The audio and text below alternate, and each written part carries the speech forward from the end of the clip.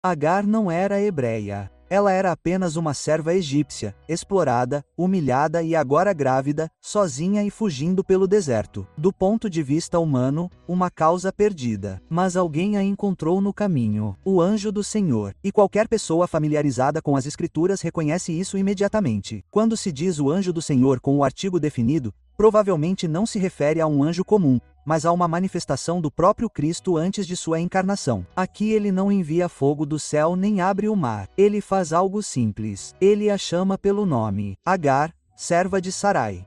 Observe que até então ela era apenas a escrava, a serva. Mas Deus olha para aqueles que o mundo ignora. E depois de falar com ela, o anjo faz promessas que somente Deus pode fazer. O texto muda. Não é mais o anjo falando, mas o próprio Senhor. Agar entende imediatamente: Tu és o Deus que me vê. Você sabe o que isso significa? Que Cristo não está preocupado apenas com grandes heróis da fé. Ele também persegue aqueles que parecem insignificantes e esquecidos no deserto. Servimos a um Deus que vê e ouve o nosso clamor quando sofremos. Gênesis 18 começa de forma simples: O Senhor apareceu a Abraão. Mas como essa aparição ocorreu? Deus falou do céu?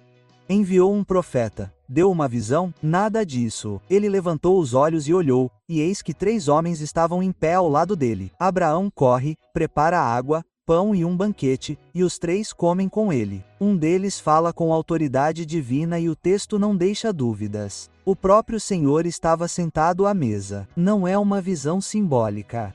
É Deus aparecendo em forma humana, andando, falando, comendo em uma manifestação visível temporária. Mais tarde, os outros 2 anjos vão para Sodoma e o Senhor parte. Anos depois, em Gênesis 22, Abraão sobe uma montanha com seu filho amado ao lado dele. Chega o momento, Abraão amarra Isaque. Ele levanta a faca. Ele está realmente disposto a desistir de tudo. Então, de repente, o anjo do Senhor aparece, não como um espectador, mas como alguém que tem autoridade para interromper o sacrifício, dizendo: Abraão, Abraão. E o que ele diz em seguida revela algo extraordinário. Agora eu sei que temes a Deus, visto que não me negaste o teu filho, o teu único filho. Percebeste esse detalhe? Ele começa dizendo: Tu temes a Deus. Mas depois acrescenta: de mim. Se ele fosse apenas um mensageiro, ele teria dito: Não negaste o teu filho a Deus. Aspas. Mas ele diz: Eu, falando como o próprio Deus. Portanto, este não é um anjo comum. Mais uma vez, é Cristo se manifestando antes de sua encarnação. Em Gênesis 31, Jacó tem problemas com Labão após anos sendo enganado e explorado. Ao reunir coragem para partir, ele se lembra de uma visão que teve uma vez, um sonho em que o anjo do Senhor lhe apareceu. Até aquele ponto, poderia parecer outra mensagem celestial comum. Mas então esse anjo revela algo surpreendente sobre sua identidade.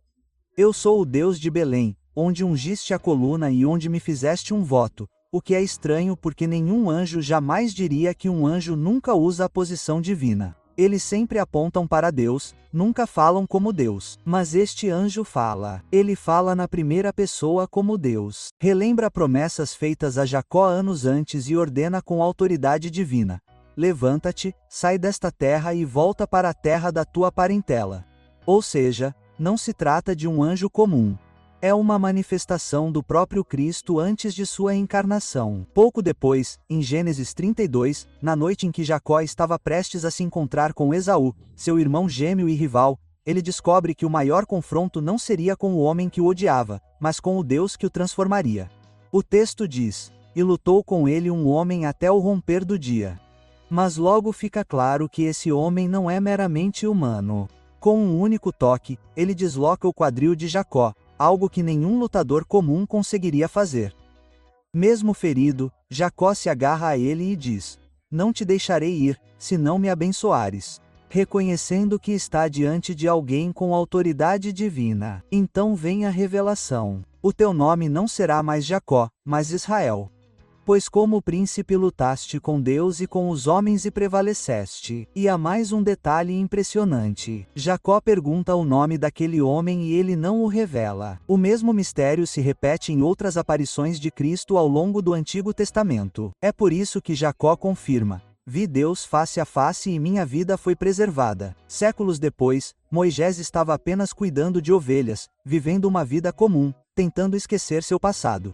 Mas no meio do deserto, ele vê algo estranho. Uma sarça queimando, mas não se consumindo. Até este ponto, poderia ter sido apenas um fenômeno curioso, mas o texto revela o verdadeiro mistério. O anjo do Senhor apareceu a ele em uma chama de fogo do meio de uma sarça, e apenas alguns versículos depois, aquele que estava na sarça fala com uma autoridade que nenhum anjo comum poderia possuir. Eu sou o que sou. Um anjo não diz isso. Nenhum ser criado pode usar esse nome. Aquele ali é o eterno Deus autoexistente. Aquele que é e sempre foi.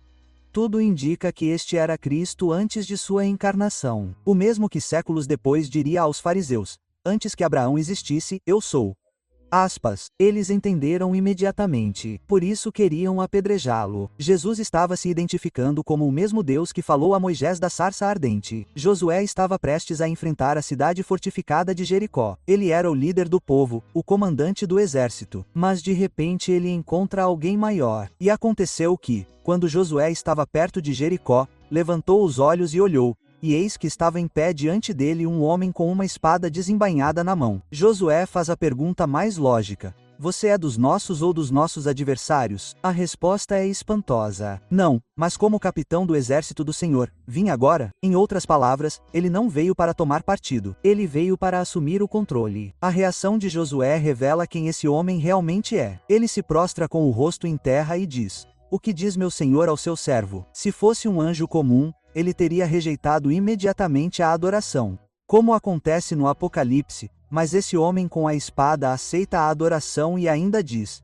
tire as sandálias dos pés, pois o lugar em que estás é santo. Essa é a mesma frase que Deus falou a Moisés na sarça ardente. Em outras palavras, o mesmo Deus que apareceu em si agora está diante de Josué como o capitão dos exércitos celestiais. Gideão não era um guerreiro valente. Ele era um homem escondido, debulhando trigo em um lagar para se manter fora da vista do inimigo. Mas bem ali, o anjo do Senhor aparece. A parte mais interessante é que o anjo não chega com uma espada desembainhada ou cercado por raios. Ele simplesmente se senta sob uma árvore e diz: o Senhor está contigo, valente homem. Gideão fica confuso. Ele questiona, reclama e lamenta o aparente abandono de Deus. E então o texto muda novamente. E o Senhor olhou para ele e disse: observe a transição. Começa com o anjo do Senhor, e de repente o narrador o chama de Senhor, não outro personagem, mas o mesmo que fala. Em outras palavras, o anjo do Senhor é o próprio Senhor. Para confirmar isso, Gideão faz um pedido ousado: não te afastes daqui,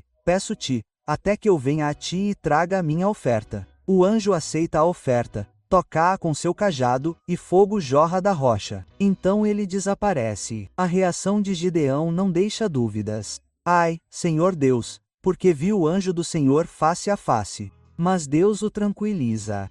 Paz seja contigo. Não temas, não morrerás. Antes que Sansão nascesse, Deus decidiu anunciar o milagre com antecedência por meio de uma aparição direta do anjo do Senhor. Primeiro, ele fala com a mãe de Sansão. Depois, ele retorna e fala com seu pai, Monea, maravilhado com aquela figura divina. Eles fazem uma pergunta crucial: qual é o teu nome? Para que, quando as tuas palavras se cumprirem, possamos fazer a honra. A resposta é misteriosa. Por que te esquivas assim? Depois do meu nome? Ver isso é maravilhoso. A palavra hebraica usada para maravilhoso é a mesma usada em Isaías 9:6, onde o Messias é chamado de Conselheiro Maravilhoso. Em outras palavras, esse anjo tem um nome que pertence ao Messias. Mas o sinal mais surpreendente se segue. Manoá oferece um sacrifício ao Senhor.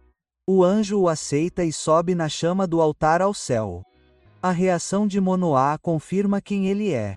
Certamente morreremos, porque vimos a Deus e ele não se corrigiu. Esse anjo é Deus. Nabucodonosor ordenou que a fornalha fosse aquecida 7 vezes mais do que o normal, tão quente que os próprios soldados que jogaram Sadraque, Meque e Abed-nego nela morreram apenas ao se aproximarem. Isso deveria significar morte instantânea. Mas de repente o rei se levanta alarmado e pergunta: não lançamos nós 3 homens atados no meio do fogo? Eis que vejo 4 homens soltos passeando no meio do fogo, e nenhum dano lhes acontece. E a aparência do quarto é semelhante à de um filho de Deus. E no versículo 28, ele conclui: bendito seja o Deus de Sadraque, Maque e Abed-nego, que enviou o seu anjo e livrou os seus servos. Em outras palavras, essa figura misteriosa é chamada tanto de filho de Deus quanto de anjo enviado por Deus. Muitos estudiosos cristãos veem aqui uma manifestação de Cristo antes de sua encarnação, uma cristofonia. Outros apontam que o texto não afirma explicitamente que era Cristo, enfatizando que estamos lendo a percepção do próprio Nabucodonosor,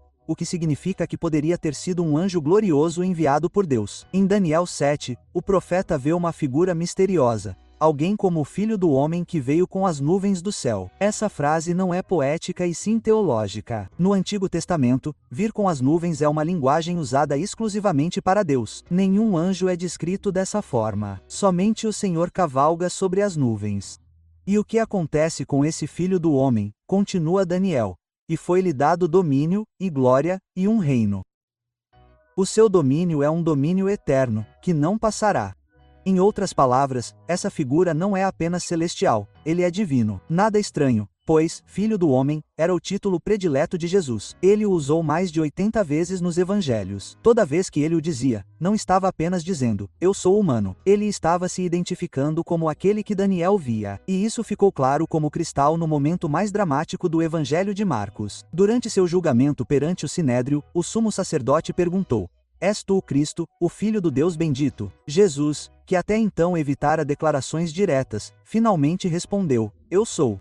E vereis o Filho do Homem assentado à direita do Todo-Poderoso e vindo sobre as nuvens do céu. O resultado então foi que o sumo sacerdote rasgou suas vestes e disse, ouvistes a blasfêmia. Eles entenderam perfeitamente. Jesus não estava apenas afirmando ser um profeta ou um rei terreno. Ele afirmava ser o próprio Deus. Após a ressurreição, Jesus aparece aos discípulos e declara, todo o poder me foi dado no céu e na terra. Esse é o cumprimento de Daniel 7. Anos depois, Daniel tem outra visão impressionante de um homem glorioso. Seus olhos eram como lâmpadas de fogo, seus braços e pés eram da cor do bronze polido e a voz de suas palavras era como a voz de uma multidão. Essa descrição acoa imediatamente a de Cristo em Apocalipse 1.